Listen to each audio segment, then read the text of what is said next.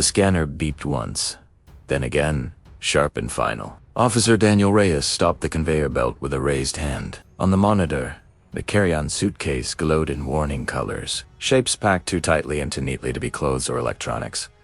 He already knew this wasn't routine.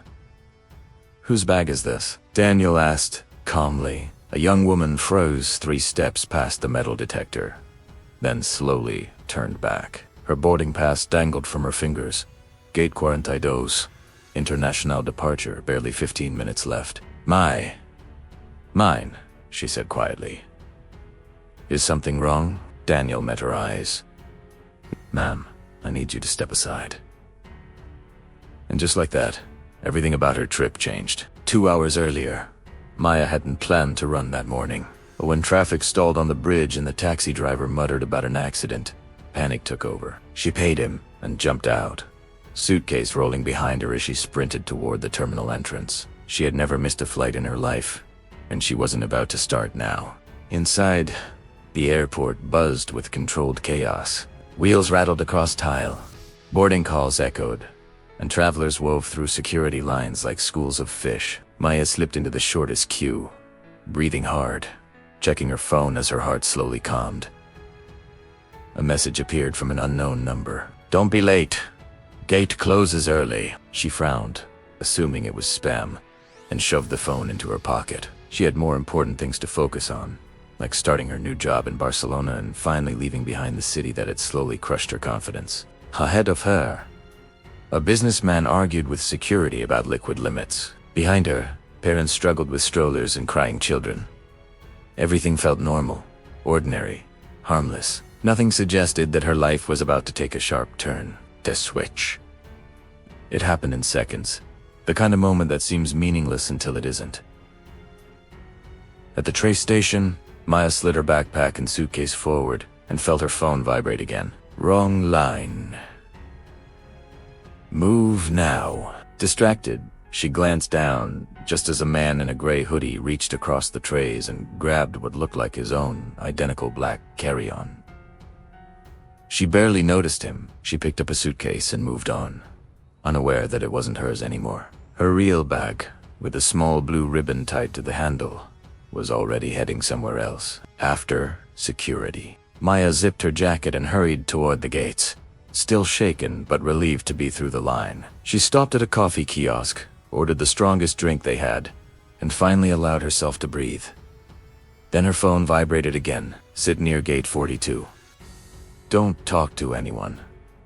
Her stomach tightened. She typed back, "Who is this?" 3 dots appeared.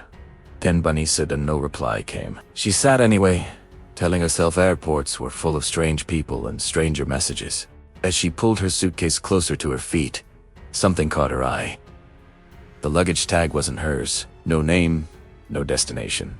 Only a small red sticker with the number 517 printed on Italiano. Her throat went dry as she searched for the blue ribbon, already knowing she wouldn't find it. She scanned the terminal, panic rising, and that's when she saw him. The man in the gray hoodie stood near a charging station, not staring directly at her, but watching just enough to be certain she felt it. Customs observation. Officer Daniel Reyes trusted patterns, and what he saw now felt wrong. Young Travella, gripping her carry-on too tightly, checking exits instead of departure boards. That wasn't normal pre-flight anxiety.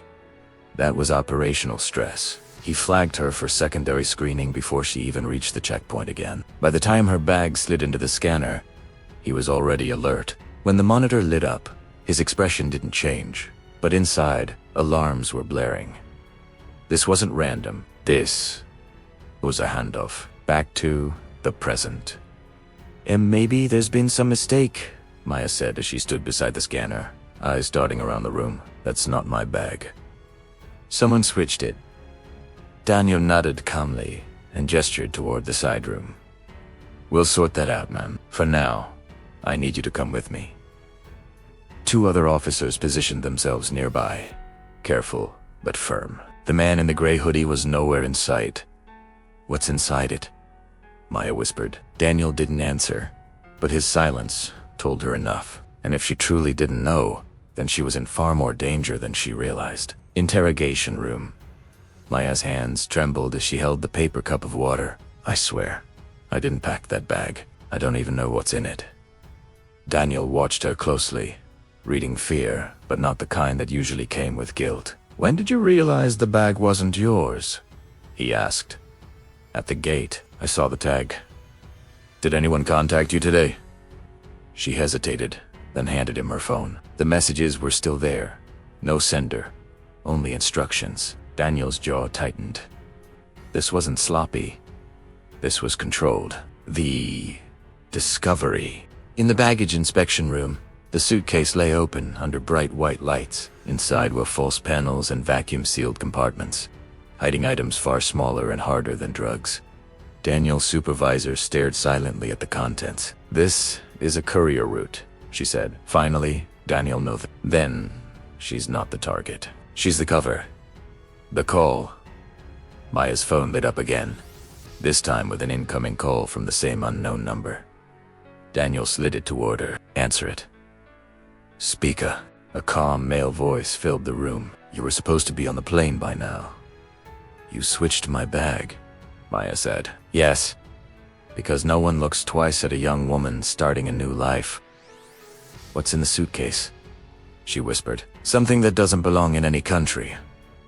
Walk out and board the flight, the voice continued. No one gets hurt. Then the call ended. Terminal alert boarding began at gate 42, but the aircraft would not depart. Security teams were already moving, cameras tracking faces, passenger lists flagged. Maya's name now glowed red in the system. Unwilling courier, unknown accomplices, high risk situation. Final scene. Cliffhanger. Danielle returned to the interrogation room. Did anyone help you get this job in Barcelona? Maya nodded slowly. A recruiter. He paid for my ticket. Said it was relocation support. An officer rushed in. We found her real suitcase. Men's restroom near gate 39. Same hidden compartments. Maya stared at them, horror spreading across her face. So I was never meant to carry it, she whispered. No, Daniel said quietly. You were meant to distract us. Her phone buzzed again. Yo failored. Now, you run. And at that exact moment, the fire alarm in the terminal went off. Not by accident. Not at all. The fire alarm didn't just ring. It screamed. Red lights flooded the terminal as automated announcements cut through the noise, ordering passengers to remain calm. No one listened. People grabbed bags, shouted, and rushed in every direction as security gates locked and emergency doors released. It was perfect confusion. Exactly what the smugglers needed. Amid the flashing lights and rising panic, normal evacuation routes became meaningless. Pre-planned paths suddenly mattered more than public exits. Control room. Officer Daniel Reyes was already running through the corridor, shouting into his radio to seal gate 42 and gate 39. He ordered restroom exits locked and demanded eyes on every service corridor. Voices overlapped in his earpiece as reports came in from across the terminal. Fire sensors had been triggered near storage zones, sprinklers activated by the food court, and multiple CCTV feeds were suddenly lagging. This wasn't just chaos, it was coordinated. When Daniel demanded restroom footage near gate 39, the technician hesitated and admitted those cameras were offline. Another operator zoomed into a different feed and froze the frame. A hooded figure had pulled a manual alarm near baggage intake. The hoodie was gray, and Daniel knew exactly who it was. Interrogation room now empty. Maya had been moved when the alarm started, standard safety procedure in case of evacuation, but when officers returned to escort her again, the chair was overturned and the door was slightly open. She was gone. Daniel's chest tightened as the realization hit him. They hadn't helped her escape. They had taken her. She wasn't running from the operation. She was still inside it. Terminal floor. Smoke from sprinklers mixed with flashing emergency lights as passengers crowded every corridor. Security shouted directions that few could hear, and fear turned orderly travelers into unpredictable obstacles. Daniel pushed through the crowd, scanning every face, every movement. Find the girl, he snapped into the radio. She's not a suspect, she's leverage. A response came seconds later, reporting movement near service corridor C4. 2 males and 1 female heading away from public exits. Daniel changed direction instantly. Service corridor. C4. Maya stumbled as someone shoved her forward, zip tees cutting painfully into her wrists. Her legs shook, but fear forced her to keep moving. Behind her, the man in the gray hoodie hissed for her to hurry. "You said I'd be fine," she cried. "You said I just had to sit there." He leaned close to her ear, voice cold and controlled. "You were, until security got curious." The locked door ahead opened with a stolen access card, revealing baggage transport tunnels beneath the terminal. No cameras, no witnesses, only conveyor belts and concrete leading straight to cargo loading zones. Realization. Daniel stared at the terminal map glowing on the screen, his mind racing. Service Corridor C4, connected directly to outbound cargo, not passenger aircraft. Different scanners, different manifests, and far less scrutiny. They had never intended to put Maya on her flight. She was only meant to distract security while the real shipment moved through cargo clearance. And now, they were finished using her. Tunnels. Maya was shoved to her knees on the cold concrete. The man in the gray hoodie crouched in front of her, his tone disturbingly calm. "You were useful," he said. "That's all you needed to be." The second man raised something metallic, and Maya squeezed her eyes shut, bracing for what she believed was coming. A gunshot echoed through the tunnel, but it didn't come from the smugglers. Gray hoodie collapsed forward, blood spreading across the floor. The second man spun and fired wildly, but Daniel tackled him into the conveyor belt as officers flooded the tunnel from both ends. Aftermath in the tunnel. Within seconds, both men were in cuffs, alive and furious. Maya sat shaking, staring at the body in front of her, barely able to breathe. Daniel knelt beside her, his voice firm and steady. "You're safe now," he said. "It's over." She broke down, sobbing into her hands, the weight of fear finally catching up to her. But Daniel already knew something didn't feel finished. "The operation continues." An officer's voice came through his radio, tense and urgent. A cargo transfer had already been approved through internal systems, marked high priority. The clearance signature belonged to Supervisor Helen Grant. Daniel felt the ground shift beneath him. Grant had authorized his own shift assignment that morning, which meant she had access to every system that mattered. This operation hadn't just passed through security, it had been guided by it. "Cargo bays." The forklifts moved sealed crates toward a waiting aircraft with engines already warming. No passengers, no public access, just logistics and paperwork. Standing calmly beside the shipment was Supervisor Grant, clipboard in hand. When Daniel stepped forward with his weapon raised, she didn't seem surprised. "Took you long enough," she said casually. Officers behind him shouted for her to drop the clipboard and raise her hands. "You really thought this was about a suitcase?" she asked. "I used what works. Civilians don't get questioned the way criminals do." "The real courier. Where is the courier?" Daniel demanded. Grant tilted her head toward the crate being loaded onto the aircraft. "Already inside." "False medical transport label. Cleared by systems I control."